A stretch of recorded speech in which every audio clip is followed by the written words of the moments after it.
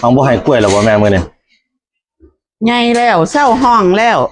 กินเก่งแล้วนี่อ๋อใส่เป็นพั่วนี่กินเบิดเลยอ๋อกล้วยนี่เฮาบ่ได้ให้ตลอดแม่นบ่